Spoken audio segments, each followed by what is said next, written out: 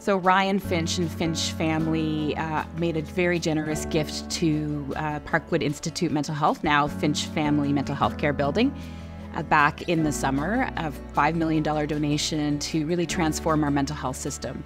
So the donation really for us is a really foundational one in setting what can transformation in mental health look like in our community, both London and broader than London.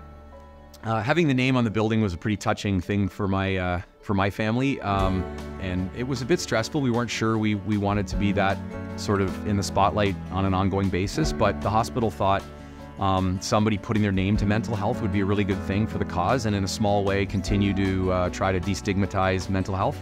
So we quickly understood that messaging and agreed. Some of the biggest problems that we have is a fragmented system. So when you're seeking help, especially seeking help for the first time, a lot of people don't know where to go. And so in Ontario, more than half of people, especially young adults, go to the emergency room to get that help.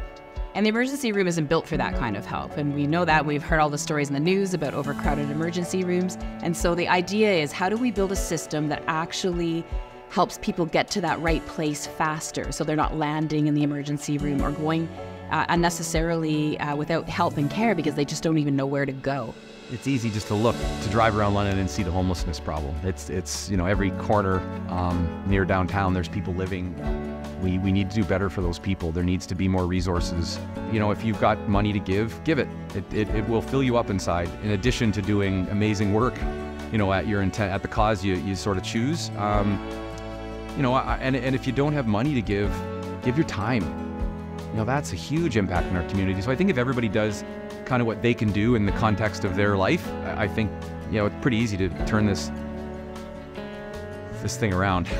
The really transformational thinking, the innovative thinking, that's where our donor support can really help.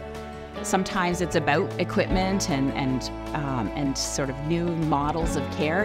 And sometimes you actually just have to reboot the system, restart, rethink that whole journey from a patient perspective.